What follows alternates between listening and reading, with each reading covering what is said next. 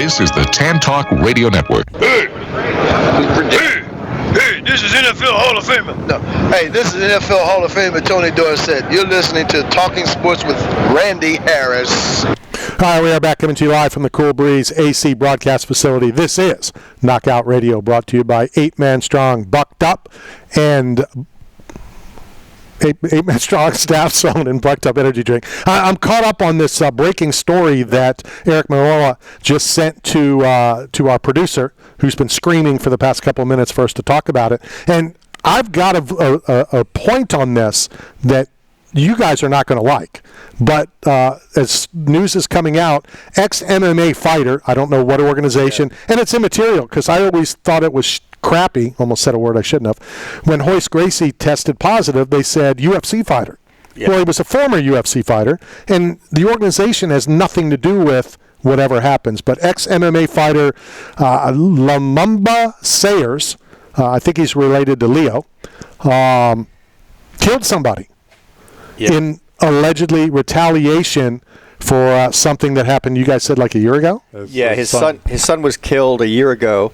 And now this person that he killed, according to the story in the New York Post, is that he killed a friend of the person who killed his son. So in retaliation, he didn't kill the guy who killed his son. He killed a friend of the guy who killed his son. That's just a terrible story. Anything before I give my thing? Shot 3 times. I'm just more shocked that, I'm not as big of a professional as you two. I mean, you've got professional eyeglasses on. Mike has half of the guys media eyewear where it doesn't interfere with his headphones. That's good. I like how you do that. I'm ready to just break one here we off. Go. Here's another. I don't know if I should go right or left side. Does it matter? It doesn't matter. All right, this is a serious story. Just coming. All right, hold on. Sorry. Go ahead. Yeah, you can't have your producer's mic on. Just coming in from Eric, it says Strikeforce. Former Strikeforce. Strikeforce doesn't exist. So anymore. But here's my my counter, okay, to people that are going to say probably some good things. Yeah, he killed somebody, but this goes to the Cain Velasquez thing from however many years ago, that he should not be out on bail, that Cain should be in prison, because now people are going to do this exact thing, thinking that it's okay because the community is, what's the word I'm looking for, siding with, because they did something that we've all said we would do. Sure. If, our son, our daughter, our granddaughter, grandson, whatever. And again, in the case of Cain Velasquez, shot the wrong guy.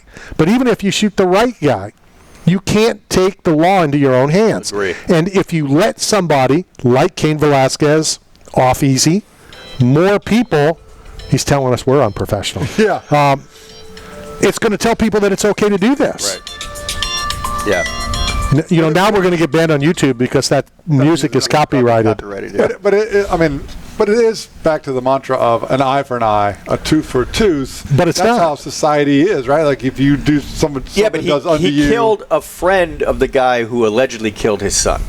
Oh, it wasn't the actual guy. It wasn't the actual shooter of the guy who. Oh, then yeah, that's crazy. Hence, I said like Cain Velasquez when he shot the wrong person. Yeah. But again, even if he shoots the right guy. Well, you see it all the time, like court TV. You'll see they're going through the court, and then the father of the victim jumps over the counter. Right, or stabs him or kills him on the way into the courthouse. Like I think there's a famous one where the guy was pretending like to use a payphone, and then when they walk past, he shot the guy.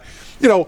I support that all day, right? Because you get instant. You can't support it. I mean, like I said, as much as you don't think if somebody was to touch my granddaughter, that I say I would do it. Who really has the balls to go do it? Not just that, but then you're going to spend the rest of your life in jail. For sure. And then what good are you to your family who needs you because they already lost a loved one? Now they lost 2 loved ones. It doesn't make any sense. To take the law into your own hands, I'm a big supporter of the death penalty, and this guy should already be there. Like, I support self-defense. If you kill somebody in self-defense. Self-defense, absolutely. Right. But a year after your son is killed and to go kill your son's alleged killer's friend, that doesn't make any sense. That's silly. That's silly. Now, going to death row, if you were your last day, your last meal, what would you choose, Mike Strachan, no tea? Cheese ravioli.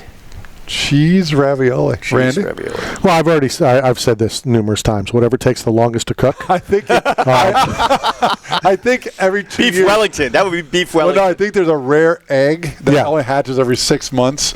So Right. I think that's what we talked so about last time. You would prepare like a rare quail egg or whatever it is. Or if you could get real specific, like a 2-year-old, not born yet calf.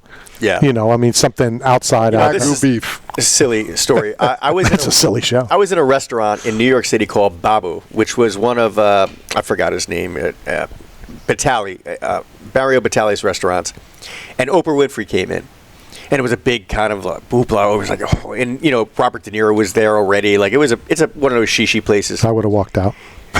She brought her own truffle. She pulled it out of her bag, and apparently it was a $15,000 truffle. And she just brings it with her to fancy restaurants and says, "Here, use my truffle. Don't use your truffles." Wow. Can you that you're too rich when you could bring your own $15,000 mushroom to a restaurant? I think I saw a story that Guy Fieri just kicked Robert De Niro out of one of his restaurants. Oh, really? Yeah. Good for him. Interesting. Just to ask him to be removed. Very interesting.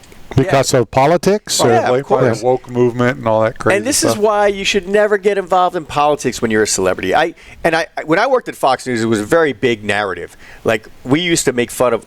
There was a time Sheryl Crow was